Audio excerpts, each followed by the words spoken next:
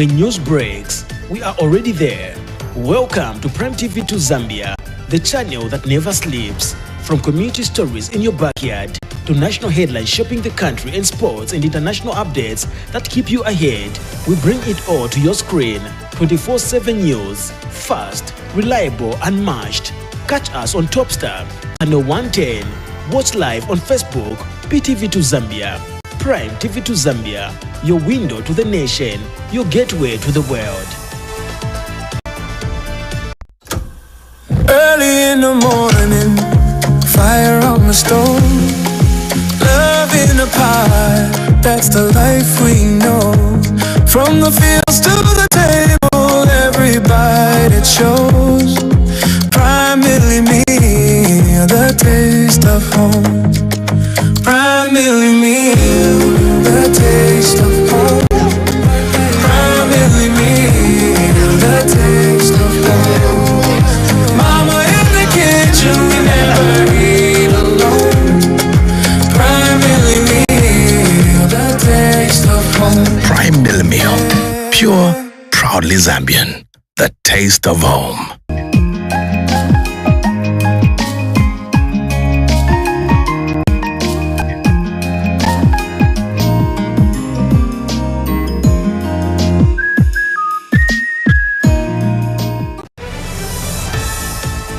When news breaks, we are already there. Welcome to Ptv2 Zambia, the channel that never sleeps. From community stories in your backyard to national headlines shaping the country and sports and international updates that keep you ahead, we bring it all to your screen. 24/7 news, fast, reliable, unmatched. Catch us on Topstar, channel 110. Watch live on Facebook, Ptv2 Zambia. Prime TV2 Zambia, your window to the nation, your gateway to the world.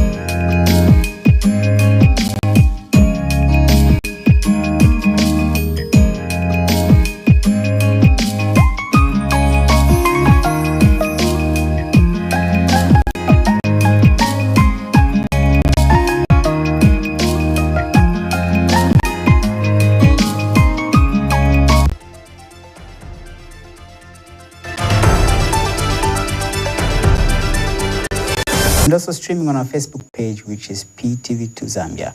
Now let's take a look at some of the stories making headline. A 2-year-old boy of Mukushi district in Central Province is nursing injuries at Ptv2 Urban Clinic after he was attacked by a jackal in Kafwa area. A 44-year-old driver for Jonda Bus Company has died following a road traffic accident in which 16 passengers escaped without injuries along the Lusaka-Kafue road. And 45 expectant mothers allegedly die in Mulamfu village due to lack of a health facility. With the details, my name is Osward Kafwanka. A 2-year-old boy of Mukushi district in Central Province is nursing injuries at Ptv2 Urban Clinic after he was attacked by a jackal in Kafwa area.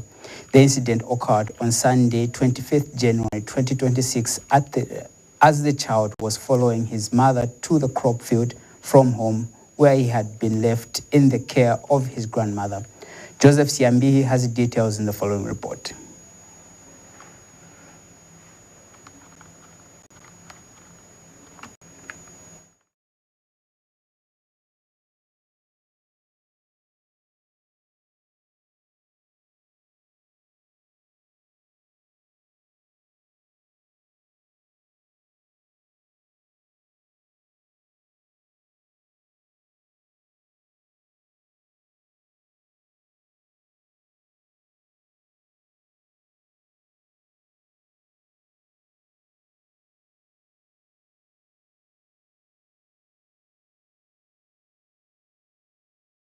A 2-year-old boy of Mukoshi's Kafwa area has sustained head, face and other but that he later dodged and started following her to the field. But before reaching his destination, he met a jackal.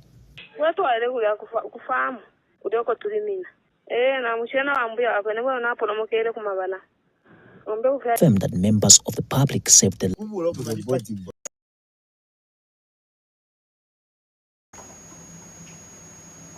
Well, moving on in the news, a 44-year-old driver for Jonda Bus Company has died following a road traffic accident in which 16 passengers escaped without injuries along the Lusaka-Kafue Road.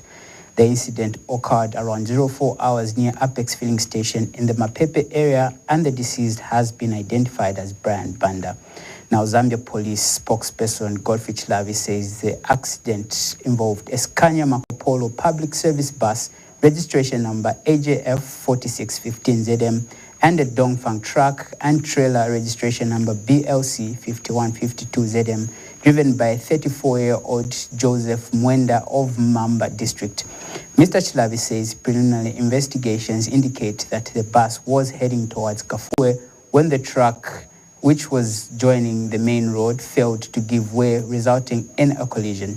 He explains that the bus driver sustained multiple injuries and was pronounced dead upon arrival at the hospital, while all 16 passengers on board the bus escaped unhurt. Mr. Chilavi says the collision caused extensive damage to both vehicles, adding that the body of the deceased has been deposited at the University Teaching Hospital, awaiting post-mortem examination and burial. The truck driver, who initially fled the scene, later surrendered himself to Chilanga Police Station and is currently in police custody awaiting formal charges. Moving on to the news, at least 45 expectant mothers have allegedly died over the years in Mulamfu village of Zimba District, Southern Province, after being forced to travel more than 21 kilometers to access maternal healthcare services. Senior village headman Mulamfu, Austin Siabenzu, says the area has had no health facility since independence, a situation that has for many years denied residents their right to accessible health care. Mr. Siabenzu has disclosed this during the commissioning of a health post and a maternity annex in the area, which were constructed using the 2022 Constituency Development Funds. Colombo Tamanangombe has the details in the following report. Walking for over 21 kilometers to access. This was as a result of not having a health facility in this area. Today, a health post and the maternity annex have been constructed using constituency development funds, changing their long-term desire to have a health facility into reality. Bali kujana mapenzi gomisinzo kugwenda kuya kujibadera kuya kujipimo uri muronga ga kujibadera ngoti ya gusirigirwa aho ndeza wazudako wasirisa wajana muronga wazura incobeni bamwe ibana mububura ruzibo rwaba maziyari bari gufa mujanzari yangu omuno olomwana wakujisirwa walukungapo higa janine nani honda kuti ubarihe mwana wako kuya kujibadera kuya kusika kukabanga Area Member of Parliament Imelda Munashabantu says this is a direct response to the sad reality that has existed for over 6 decades. The construction of this health facility and maternity annex under the Constituency Development Fund, CDF, is a true turnaround and a direct response to the long-distance challenges that the people of Mulamfu have endured for a very long time. The Mulamfu Health Post was constructed at a cost of 940,000, while the 2 staff houses were constructed at a cost of 500,000 each, amounting to 1 million. Robson Mulamfu is Zimba District Commissioner. Now the onus is on you people of Mulamfu Ward to ensure that you take maximum care of these facilities which you have just been given. Director Health Services under the Zimba Town Council, Dr. Kayawa Milimo, gives us statistics of people expected to benefit from this health facility. Mulamfu Health Post will actually serve an estimated population of 11,227 coming across the 8 zones. Robin Damwana is Zimba Town Council Secretary. Let us not give birth in our homes, in our villages, but let us always ensure that we come to this facility. Now, according to Senior Village Headman Mulamfu, imwerwe wabantu ibakwida munzirundo mumunzira ikubora ko kuno already 45 women ibagazimina kabaswati baende bainke kukapanga bakafuna ntumbukira irwendo lwokuya kuyoto sokutwetera jeji tamuzinchi mwajita abulero gano. Kwalombota Mwanangombe reporting for Prime TV News in the Mulamfu area, Zimba district in Southern Province. Now from Southern Province, we take you to Northern Province, where some residents and traders operating in Kasama's Central Business District have expressed hope that the mayor to be elected in the by-election scheduled for 29th January 2026 will be a listening, inclusive and responsive civic leader. Speaking to Prime TV2 News, one of the street vendors, Esther Namonje, said the candidate who emerges victorious should prioritize addressing the challenges of inadequate market space and govern with consideration for all residents. Pascal Mkabila has the details.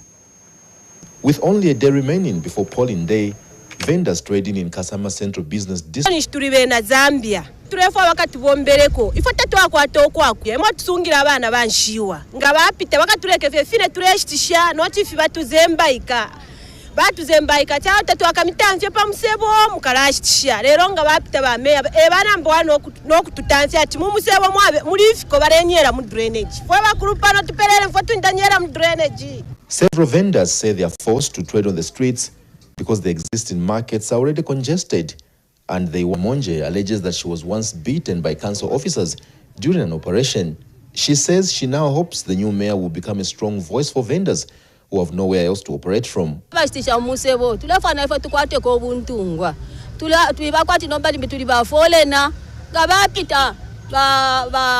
Meya bonsa balapita ifo tulefo kwa bati bakale tulandilako bakatumonenga abantu tukala tumana kwati nomba limbi tulibafole na atatulefwaya tulefa bakale tulandila ukudi bakateka na ifo tuli bantu nokuvota tulavota so tulefa na ifo ubuntu ngwata tulefa bakale tupepe bakale tumama bokonge fine no bali mine bangu manoko boko bakanso so na ifo tulefa na ifo tukwati ubuntu ngwa tulefa watukasala bonse ba meya bakatubika nga abantu na ifo bakatuchindika nga abantu bekala tupepe kange na mashampa ngata tulefwaya. Meanwhile, a Kasama resident, Joseph Chola, has called on the incoming mayor to build on the works and initiatives. Ndamwakonkeresha amano yaba office nkanduna bangu bana mutelena lumango feta babomba kwa kaputa kuli titwatemu abantu ole bale mipere vote mwachitako ekintu kimwe kile kulinga kwa abantu bana market bale chula ama empowerment ya maloni yeshire ninkongole kono amulabulo lupia mule afo bana market abamshika ba free no loan no shani kushwa kwati abena na tukwata obuteko obule afo aba abantu ayama campaign yali fe bwino bale bomba fe kwete tubepo obufi bali fe bwino fe sana fe tubabe pesho no kubabe pesho no bafo na ifo tulefo obuntu ngata tulefo kula tubebeka ngena mashampa ngawe. On 29th January 2026, the people of Kasama district will head to the polls to decide through the ballot who will become their next mayor. Pascal Mkabila, Prime TV News in Kasama district, Northern Province. Now finally, in our news, President Hakainde Hichilema says Zambia is keen to harness the benefits arising from the country's debt restructuring by creating viable investment opportunities. The head of state was speaking during the presentation of credentials by newly accredited ambassadors and high commissioners from Germany, Japan, Ghana, Namibia, and Colombia. President Hichilema reaffirmed Zambia's diplomatic principles of peace, security, and stability, stating that the country remains committed to promoting investments and economic partnerships that deliver mutual benefits for Zambia and its cooperating partners. I was at State House earlier and found in the following report. In a move to strengthen diplomatic relations and position Zambia as a reliable trade partner, President Hakainde Hichilema has received letters of credence from ambassadors representing Germany, Japan, Ghana, Namibia, and Colombia. President Hichilema says Zambia intends to maximize the benefits of the debt restructuring process by creating investment opportunities through economic partnerships that are mutually beneficial to Zambia and its cooperating partners. We want to focus on, yes, aid is important, if you like, partnerships. And now that we have achieved over 90% of our debt restructuring, we would like to focus attention on extracting benefits from the headroom that has been created. He adds that the government operates an open-door policy which promotes dialogue and engagement rather than communicating through letters to the media. State House is available, other ministries are available, especially in the investment, the trade aspects. That's the style of this president. It's open, we're not closed, and we want to communicate to each other. To the colleagues that you replaced, I communicated this message, I will communicate it to you. We prefer to dialogue, reaching out to each other, than writing letters to each other through the media. We prefer to talk to each other. And enhanced mutual cooperation. Times are changing now a bit, so we want to focus much more on private sector engagement, more investment.